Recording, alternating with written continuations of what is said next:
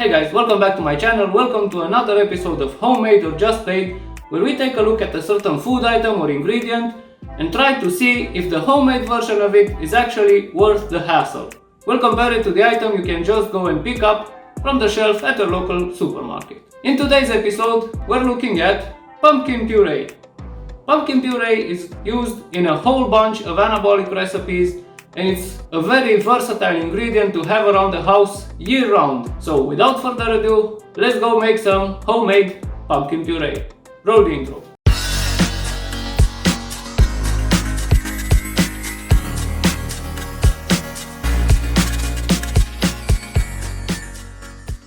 Now we have a problem in today's video because this is the pumpkin puree I can buy from the supermarket right now.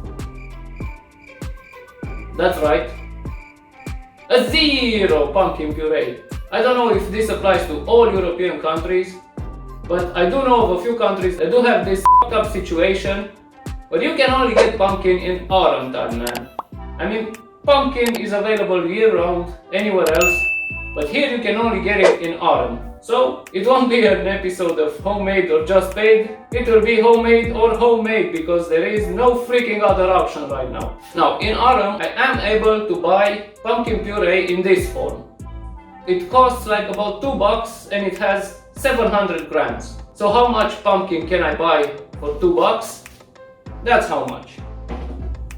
Two of these pumpkins, well, they're not pumpkins. This is butternut squash. I like butternut squash because it has a creamier texture and a sweeter taste. I bought this in November and they have been sitting in my basement for the past 6 months, 5 months and a half, and they're still good. So these last quite a while. So I'm not sure why this issue happens at all, because if I can hold on to this for 6 months in my basement and they're still good after 6 months, then why can't I buy butternut squash in winter, in summer, in spring? I just can't understand this, guys. This is just idiotic. I can buy any other fruit and vegetable at the supermarket, not pumpkin, not squash. Nope. So what I like to do is buy these in bulk. In the second half of November, when these go on sale, I go for my pumpkin run. I buy a whole lot of butternut squash, store them in my basement, and make batches of pumpkin puree out of them and freeze them. This way I have pumpkin puree year round, not just in those 2 short months of autumn. There are a lot of recipes calling for pumpkin puree, and I want to make those year round, not just in that small window when these are available. So if you're in one of these countries and they don't sell pumpkins in any other season except autumn, then pay close attention, make your own homemade pumpkin puree, freeze it, and you will have pumpkin puree year round. Let's get into it. You can make homemade pumpkin puree in 2 ways. You can either cut these into cubes and boil them, or you can either cut these in half and bake them. Baking them in the oven takes longer, but they won't absorb as much water, so the pumpkin puree won't be as watered down as the boiled version. If you boil them, you have to drain them really carefully, because otherwise you'll get a really runny puree. I like baking them in the oven. It takes a bit longer, but I think baking them amplifies the sweetness and they won't be so watered down. So I'm just gonna be cutting these two in half. Hopefully I don't cut myself because these are really hard. I'll go like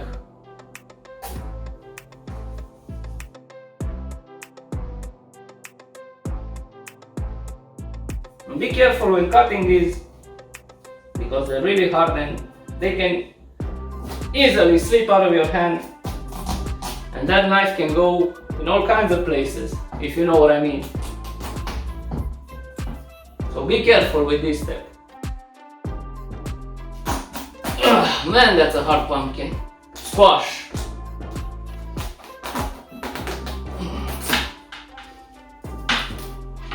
And that's what it looks like after sitting in my basement for 6 months.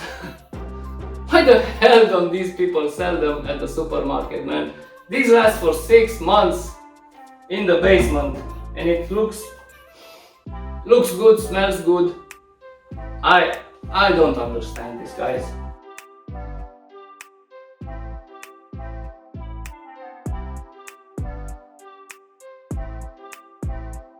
You don't have to cut these exactly through the middle. It won't matter. Just cut them in half some way, in any way you can. Open these up so we can scoop out the seeds. That's the whole idea. There we go. It's not a perfect cut, but it doesn't matter at all. I'm gonna just take a spoon and scoop out these seeds.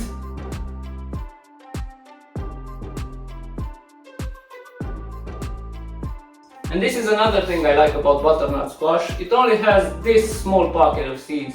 The large pumpkin is usually like 80% seeds and only 20% of the pulp. The butternut squash only has this small seed pouch. Once you get that out of the way, you're left with a whole bunch of the squash you can actually use in your puree. Whenever I'm scooping pumpkin, I keep remembering about this video. Show them. Let's show them. It smells like your mamma mia pizzeria. It smells like the baby. Okay. That's the save of the century right there. On this big one, you'll also need to use the knife a bit because it can be a bit harder to scoop out. All this stringy, nasty stuff. And there you go. Once the pumpkin guts are out, now we need to put these on a baking tray. Preheat your oven to 350 degrees Fahrenheit or 180 degrees Celsius. Get a baking tray, put some parchment paper on it, and then we're putting the squash cut side down, because otherwise it will form a puddle in this pocket and it will make your puree water down. But if you put it cut side down, the water will just evaporate. It will get outside in the pan and evaporate from the heat.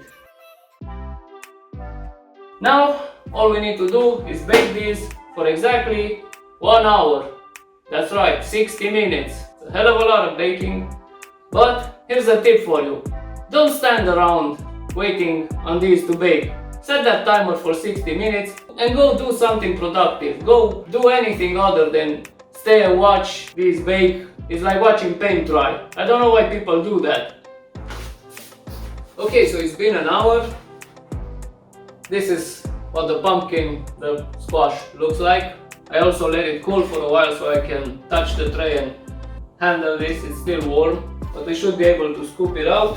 All there's left to do is scoop it, get rid of the skin, put it in our trusty Ninja blender, and mash it up into a puree. Really simple.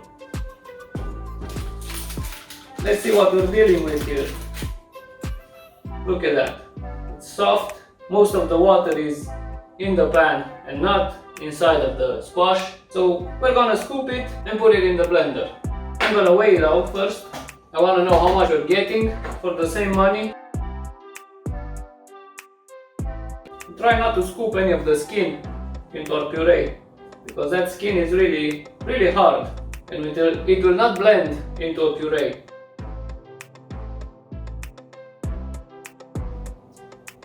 Okay, we're at 700 now, and that was just a small squash, and not even all of it. We get at least double the size for the homemade pumpkin puree. Look at this big one. Look at the amount. Oh, that's burning. Look at the amount we're getting. I mean,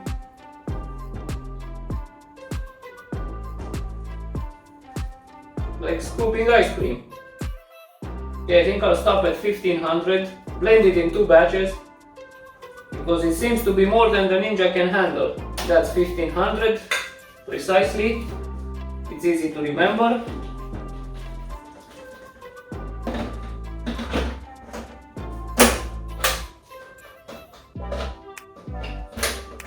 And away she goes. And this only takes like a minute to blend, right? Because the Ninja does a pretty good job at turning this into a puree. There are a few bits sticking on top, just a few seconds more.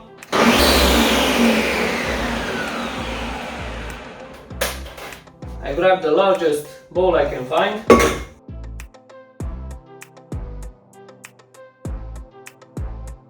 And here we have 1/2 of our puree, which is already twice the size of the store-bought pumpkin puree for the same money. Now let's just scoop out the rest of this. Try not to get the skin. And that's another 1000 grams, that's another kilo. So in total we get 2500 grams. That's 2.5 kilograms or 5 pounds. So we get 5 pounds of pumpkin puree for the same money as a pound and a bit, 700 grams. Okay, so we are done. That is a huge amount of... Let me just try not to pour this on the table. That's a huge amount of pumpkin puree. So for the price of a 700 gram jar, you can get 5 pounds of pumpkin puree. Well, this is squash puree, but nonetheless. As far as taste goes, for me this tastes way better because it's butternut squash and not standard pumpkin. As far as calories go, indeed the butternut squash has a bit higher calorie count than the regular pumpkin, but it's not anything crazy. We're talking about pumpkin and squash here, not apples and bananas. So it won't be much of a difference. And as far as how complicated this is to make, it couldn't be easier, guys. You just cut it in half, bake it, and then put it in a Ninja blender and you're done. So it's really easy to make, really easy. Now all that's left to do is put these in bags, freeze it, and you will have pumpkin puree year round. As I already told you, those two squashes have been in my basement for 6 months. If you freeze this and put it in the freezer, it will also stay up to 6 months frozen. So that's 1 year, guys. We have the whole year covered. We can have pumpkin puree year round. So we can enjoy those anabolic recipes, whether it's a pumpkin pie, anabolic donuts, anabolic cookies, or any other recipe that calls for pumpkin. It is a very good ingredient and a very versatile filler ingredient because it's very low in calories. Okay guys, this wraps it up. So let me know if you like this type of content. Let me know what other ingredient or food item you want me to make a homemade version of. Let me know in the comment section below. But don't forget, smash that subscribe button, hit the bell notification icon so you will be notified every time I put out a new video. Watch these 2 other videos linked on the screen right now, and I will see you in the next one.